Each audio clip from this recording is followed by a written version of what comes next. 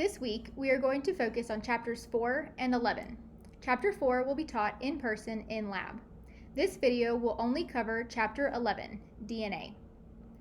Homework for the week of September 22nd and September 19th include preliminary exercises for chapters 4 and 11 and a homework assignment on Blackboard for chapter 11. You will also have a quiz on chapter 4 in lab. The homework for chapter 11 is due on October 4th at 11 p.m. It is structured similar to a quiz on Blackboard, however, there is no time limit.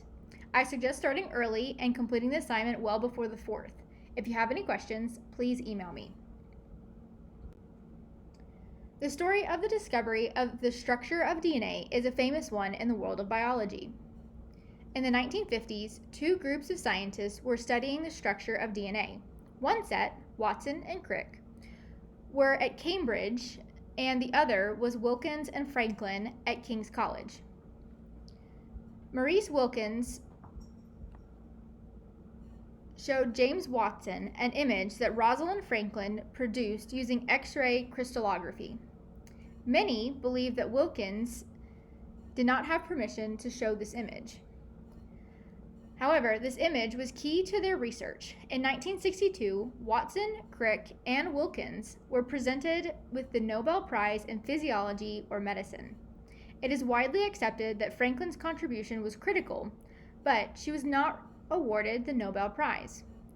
Unfortunately, Franklin died of ovarian cancer in 1958, and statutes of the Nobel Foundation prohibit award consideration of the deceased. Furthermore, an award can be divided by no more than 3 winners. If she had not died, do you think Franklin would have been awarded the prize over one of the other 3 scientists?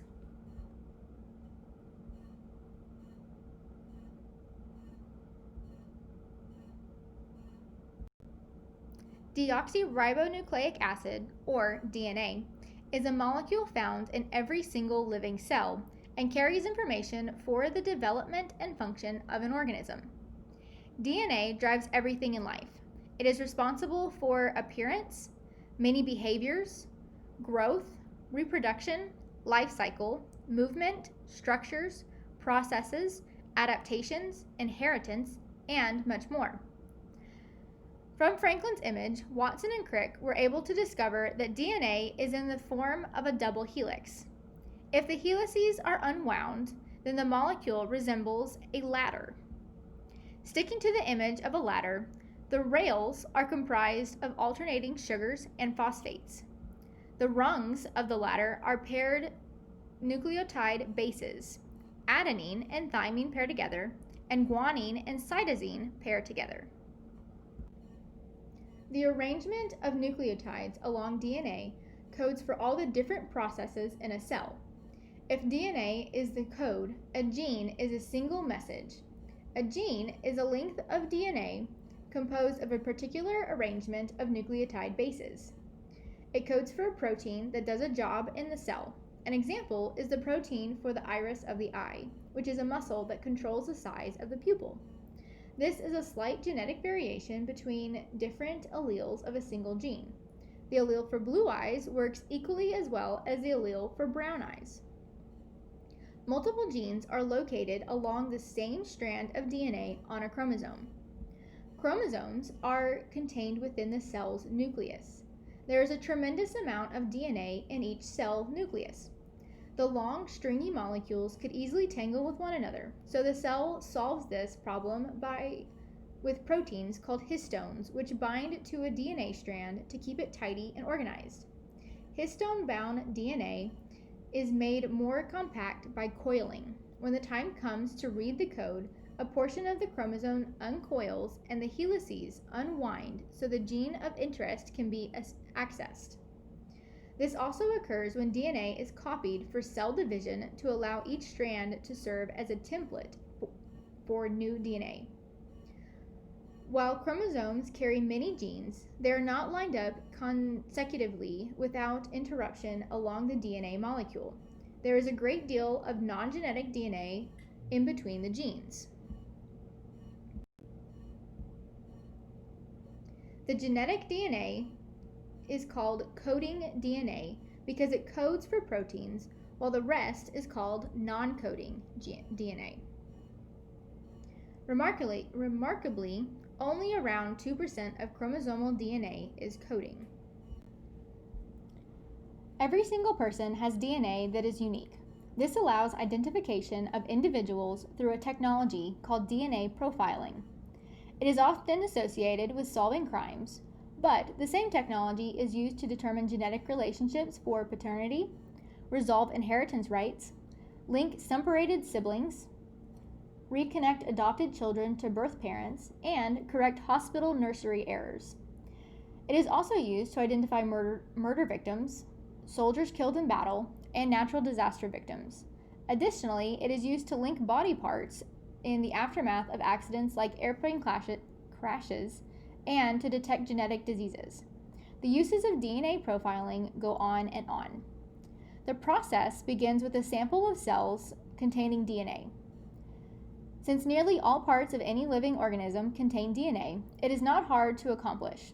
Some typical sources of human DNA include cheek cells, blood, semen, hair roots, skin, and fingernails. It does not require a very large sample to extract enough DNA, because the amount of DNA can be amplified tremendously through a process called polymerase chain reaction, or PCR. The next step is the key to how different individuals are identified with different DNA profiles. The DNA is cut with enzymes that recognize specific arrangements of nucleotide bases. This results in many fragments of various sizes. Since everyone's DNA arrangement is slightly different, the number and length of fragments are unique from person to person. Humans have approximately 99.9% similarity in their DNA, but the 0.1% is enough to give unique DNA fragments. The fragments are separated by a process called gel electrophoresis, which involves moving the DNA fragments through a gel using electricity. The smaller fragments move through the gel more quickly than the larger ones because the larger ones become more tangled in the gel matrix, slowing down their movements.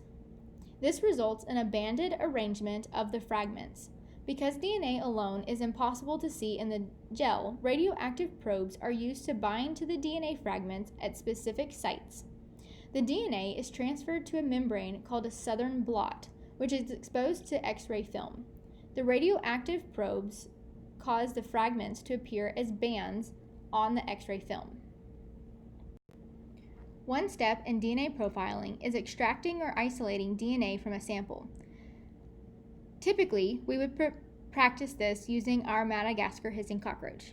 But since we are doing this online, we're just going to go over the steps together. So, the first thing you will do is harvest the cells. Next, you will add lipase. Then, you will add protease. You will then precipitate the DNA and then visualize. The gel is made of agarose, a thick matrix impeding the movement of particles. It is much easier for small particles to move through the agarose than large ones, so a small DNA fragment will move farther than a large one. Electricity is what drives the movement of particles. DNA has an overall negative charge, so it is drawn to the positive end of an electrical current, but the smaller fragments have an easier time getting there. The gel sits in a buffer that carries the current. It is important the gel is arranged with the DNA sample added to the gel at the opposite end from the positive terminal, so the fragments have a place to separate during the time the current is applied.